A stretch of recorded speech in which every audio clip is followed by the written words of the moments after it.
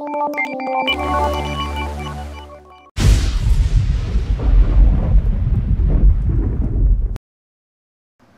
سامعین محترم، علماء اور طلباء، علم سیکھنے والے اور علم سکھانے والے، اسلام ان کو کیا اہمیت دیتا ہے اور کیا ان کو فضیلتیں عطا کرتا ہے وہ آپ کے سامنے عرض کرتا ہوں۔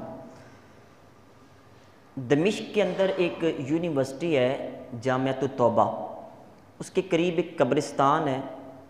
اس قبرستان کے اندر ایک گورکن تھا جو قبریں کھود کر کے بنایا کرتا۔ ایک دن ایک عورت آئی، آ کر کے کہنے لگی کہ یہ جو ایک میت ہے اس کے لیے قبر کھود ڈالو۔ انہوں نے قبر بنا دی اور وہ چند بندوں کے ساتھ اپنے مردے کو لے کر کے آئی۔ نماز جنازہ انہوں نے پڑھا اور تابوت اور صندوق جو تھا اس کے اندر میت کو رکھا ہوا ہے۔ اب اس نے تابوت سے میت کو نکالا، جیسے ہی قبر کے اندر داخل کیا تو قبر کے اندر سے ایک دروازہ جنت کی طرف سے کھل جاتا ہے اور دو افراد گھوڑے کے اوپر آتے ہیں، میت کو لے کر کے چلے جاتے ہیں۔ گورکن جب یہ منظر دیکھتا ہے تو بے ہوش ہو جاتا ہے۔ اب قبر بند ہو جاتی ہے، اس کے بعد اس کو ہوش آتا ہے، وقت گزرتا جاتا ہے۔ کافی مہینوں کے بعد دوبارہ وہی عورت آتی، آ کے کہتی ہے کہ قبر کھود دو، ہم نے مردے کو دفن کرنا ہے۔ اس نے پھر قبر کھود ڈالی۔ وہ عورت تھوڑے سے لوگوں کے ساتھ آئی، جنازہ پڑھا، تابوت قبر کے پاس رکھا، دوبارہ میت وہاں سے نکالی اس کے اندر سے، اور جیسے اس کو قبر کے اندر رکھا تو دوبارہ یہی منظر دیکھا کہ جنت کی طرف سے دروازہ کھل گیا ہے اور خوشبوؤں کی حلے آنا شروع ہو گئے، اور دو افراد گھوڑے کے اوپر آئے اور میت کو لے کر کے جانے لگے۔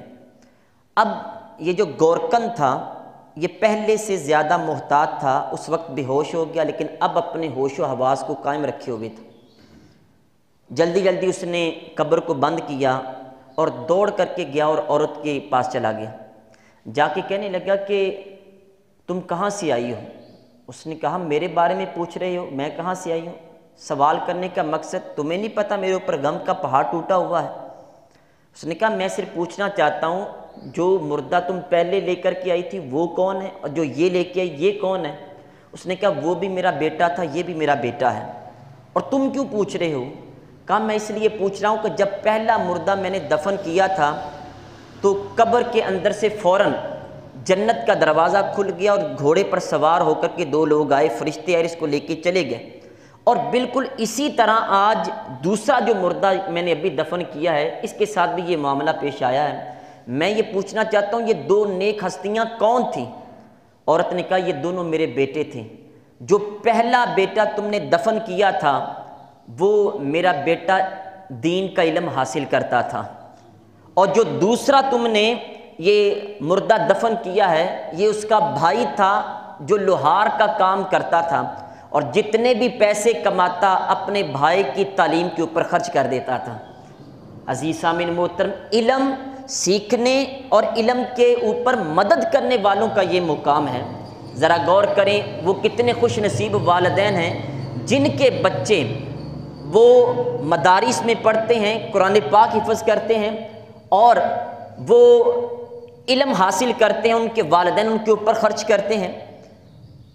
عزیز سامعین محترم، علم سے اللہ تبارک و تعالیٰ اور اس کے محبوب صلی اللہ علیہ وآلہ وسلم وہ دونوں بہت زیادہ پیار کرتے ہیں۔ اسی طرح مسجد نبوی کے قریب درسگاہ تھی جس کے اندر 3 طالب علم پڑھتے تھے، ایک کا نام ابو الشیخ، ایک ابن المخبری اور ایک تبرانی تھا۔ اس دور میں یہ معمول تھا کہ طالب علم اپنی روٹی کا خود ہی انتظام کرتے۔ ایک دفعہ ایسے ہوا کھانے پینے کے لیے ساری چیزیں ختم ہو گئیں، فاقے آ گئے، 2 دن لگاتار بھوکے رہے، تو ان میں سے 2 جو طالب علم تھے انہوں نے کہا کہ ہم واپس جا رہے ہیں، لیکن ایک جو طالب علم تھا جس کا نام تبرانی تھا اس نے کہا کہ نہیں میں چھوڑ کر کے نہیں جاؤں گا، بھوک برداشت کر لوں گا لیکن میں علم حاصل کروں گا۔ اب مزید 1-2 دن گزرے، نکاہت اور کمزوری بہت زیادہ ہو گئی، طبرانی کہتے کہ اگر میں کھڑا ہوتا تو مجھے چکر آتے، اگر میں بیٹھتا تو مجھ سے کھڑا نہ ہوا جاتا۔ کہتے اسی اسنا میں مسجد نبوی میں تھا، میرے دل میں خیال آیا فوراً، یار کیوں نہ جس کے در پہ آئے ہیں اسی سے جا کے عرض کرتے ہیں۔ حضور صلی اللہ علیہ وسلم کے در پہ گئے، جا کر کے درود و سلام عرض کیا۔ عرض کرنے کے بعد حضور علیہ السلام کی بارگاہ میں عرض کرتے ہیں، یا رسول اللہ صلی اللہ علیہ وسلم الجوع، حضور بھوک لگی ہوئی ہے، آپ کے در پہ آیا ہوں، میں مہمان ہوں، آپ مہمان نواز ہیں، میری مہمان نوازی کریں۔ طبرانی کہتے ہیں کہ جیسے ہی میں نے یہ جملہ عرض کیا، مسجد نبوی سے میں باہر آ رہا تھا تو باہر کوئی شخص وہ اپنے سر پہ ہنڈیا اور روٹیوں کی گٹھری رکھے زور زور سے آواز لگا رہا تھا، طبرانی طبرانی طبرانی۔ میں نے کہا تم کون ہو میرا نام لینے والے؟ کہا کہ یہ تم نے روٹی کے لیے کہا تھا تو حضور صلی اللہ علیہ وآلہ وسلم نے مجھے تمہاری مہمان نوازی کے لیے بھیجا ہے۔ کہا وہ کیسے؟ کہا کہ میں سو رہا تھا اور حضور صلی اللہ علیہ وسلم خام میں تشریف لائے، فرمایا کہ جاؤ مسجد نبوی میں ہمارا ایک مہمان آیا ہوا ہے، اس کی بارگاہ میں کھانے کے لیے کوئی چیز پیش کرو۔ تو میری بیوی نے اس سے پہلے ہنڈیا پکا کر کے رکھی تھی، روٹیاں بھی بنا کے رکھی تھی، میں نے دونوں چیزیں فوراً اٹھائی اور آ کر کے، میں تمہیں جانتا نہیں تھا، بلند آواز میں طبرانی طبرانی کہنا شروع کر دی۔ عزیز سامعین محترم، جو علم حاصل کرتے ہیں ان سے حضور علیہ السلام کی والہانہ محبت کا یہ انداز ہے۔ ایک قاری تھے بہت بڑے گزرے جن کا نام عاصم تھا، وہ مسجد نبوی میں تعلیم دیا کرتے تھے، قرآن پڑھایا کرتے تھے، لیکن ان کے ساتھ ان کی ذات کے اندر ایک خوبی یہ تھی کہ ان کے منہ سے خوشبو آتی، اس قدر پیاری خوشبو آتی کہ جو بھی سونگتا وہ سونگتا ہی رہ جاتا تھا۔ ایک دن ایک طالب علم نے کہا کہ حضور آپ کون سی الائچی استعمال کرتے ہیں، کون سا منہ کے اندر چیز استعمال کرتے ہیں، اتنی خوشبو آتی ہے، ذرا ہمیں بھی پتہ چلے۔ تو انہوں نے کہا کہ میں کوئی الائچی وغیرہ استعمال نہیں کرتا۔ اس نے اصرار کیا جی اس کی جو حقیقت ہے وہ بتائیں۔ جب بہت زیادہ اصرار بڑھ گیا تو آپ نے کہا میں تمہیں اصل واقعہ بتاتا ہوں، میں مسجد نبوی میں بچوں کو قرآن پاک پڑھاتا تھا اور حضور صلی اللہ علیہ وسلم کو یہ بات اتنی پسند آئی، ایک مرتبہ رات خواب میں تشریف لائے اور کہا عاصم تم میری امت کے بچوں کو قرآن پڑھاتے ہو، آؤ میں تمہارے ہونٹوں کے اوپر بوسہ دیتا ہوں۔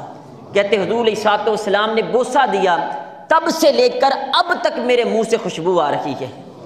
عزیز سامعین محترم، جو علم حاصل کرتے ہیں، علم سے محبت کرتے ہیں، ان کا حضور علیہ السلام کی بارگاہ میں یہ مقام و مرتبہ۔ انڈیا کے ایک بہت بڑے بزرگ تھے، وہ روزانہ 1-2 ہزار لوگوں کو کھانا کھلایا کرتے۔ تو ایک مرتبہ حضور صلی اللہ علیہ وآلہ وسلم خواب میں تشریف لائے، فرمایا کہ تم اللہ تعالیٰ کو تو کھانا کھلاتے ہو، مجھے کبھی کھانا نہیں کھلایا۔ وہ بڑا پریشان ہوئے، اٹھے علماء سے رابطہ کیا، اس کی تعبیر کیا ہے؟ تو علماء نے یہ بتایا کہ اس کی تعبیر یہ ہے کہ تم عام لوگوں کو کھانا کھلاتے ہو، کبھی تم نے علماء اور دین کے طالب علموں کو کھانا نہیں کھلایا۔ وہ کہتے ہیں کہ اس کے بعد میں نے ایک دن مخصوص کر لیا جمعرات کا، جب میں صرف علماء اور طلباء کو کھانا کھلایا کرتا تھا۔ گویا علماء اور طلباء کو کھانا کھلانا یہ حضور علیہ السلام کی مہمان نوازی کرنا ہے۔ عزیز سامعین محترم، علم کا بڑا مقام ہے۔ میرے کریم آقا صلی اللہ علیہ وآلہ وسلم ایک عالم کے بارے میں فرماتے ہیں کہ فضل العالم علی العابد کا فضلی علی ادناکم، فرمایا کہ ایک عالم دین کی ایک عبادت کرنے والے کے اوپر اس طرح فضیلت ہے جس طرح میری تم میں سے ادنا بندے کے اوپر فضیلت ہوتی ہے۔ پھر حضور صلی اللہ علیہ وآلہ وسلم نے دین کا علم حاصل کرنے والے کے لیے یہ بھی فرمایا، ان اللہ وملائکتہ واہل السماوات والارض حتی النملۃ فی جوہرها وحتی الحوت لیصلون علی معلم الناس الخیر۔ حضور صلی اللہ علیہ وسلم نے فرمایا کہ بے شک اللہ تعالیٰ، اس کے سارے فرشتے، آسمانی مخلوقات، زمین کی مخلوقات، یہاں تک کہ چونٹیاں اپنی بلوں کے اندر اور جو مچھلیاں پانی کے اندر، یہ ساری مخلوقات اللہ اس کے فرشتے کیا کرتے ہیں؟ جو شخص لوگوں کو دین سکھاتا ہے اس کے لیے دعائے خیر کرتے ہیں۔ یصلون کا مطلب درود پڑھتے، اور اس کا مطلب ایک یہ بھی ہے کہ لوگوں کے لیے دعائے مغفرت کرنا۔ عزیز سامعین محترم، جو دین کے طالب علم ہوتے ہیں، میرے کریم آقا صلی اللہ علیہ وآلہ وسلم نے فرمایا ان الملائکۃ لتدعو اجنحۃ لطالب العلم رضا بما یصنع، کہ طالب علم دین سیکھنے والے جو اللہ کی رضا کے لیے دین سیکھتے ہیں، دوری فرشتے ان کے لیے اپنے پر بچھا دیا کرتے ہیں۔ پھر حضور صلی اللہ علیہ وآلہ وسلم نے یہ بھی فرمایا کہ ان العلماء ورثۃ الانبیاء، کہ علماء جو ہیں وہ انبیاء کے وارث ہیں۔ آج عزیز سامعین محترم ذہن میں رکھیں کہ باپ ایک پہلوان ہو اور بیٹا اس کا لنگڑا ہو جائے، وہ پہلوان نہ ہو، تو کیا اس کا وارث بنتا ہے یا نہیں بنتا؟ ضرور بنے گا۔ لنگڑا ضرور ہے لیکن وارث ضرور بنے گا۔ باپ بہت زیادہ خوبصورت ہے، بیٹا اتنا خوبصورت نہیں ہے، لیکن اس کے باوجود بیٹا ضرور اپنے باپ کا وارث بنے گا۔ میرے کریم آقا صلی اللہ علیہ وآلہ وسلم نے فرمایا کہ علماء انبیاء کے وارث ہیں۔ علماء چہ جائیں، ان کے اعمال بہت زیادہ اچھے نہیں ہیں، لیکن اس کے باوجود چونکہ دین کا علم ان کے سینے کے اندر موجود ہے، اس بنا کے اوپر وہ انبیاء کے وارث ضرور بنتے ہیں۔ علماء کی عزت کیا کریں، اہل علم سے محبت کیا کریں، اور دعا کیا کریں اللہ تعالیٰ طالب علموں کے ساتھ ہمیں موت عطا کرے، اور یہ بھی دعا کیا کریں کہ اللہ تعالیٰ طالب علموں کے ساتھ حشر عطا کرے، اور یہ بھی دعا کیا کرو اللہ تبارک و تعالیٰ طالب علموں کے ساتھ جنت عطا کرے۔ اللہ تعالیٰ کی بارگاہ میں دعا ہے اللہ تعالیٰ علم اور اہل علم سے محبت کرنے کی توفیق عطا فرمائے۔ وما علیہ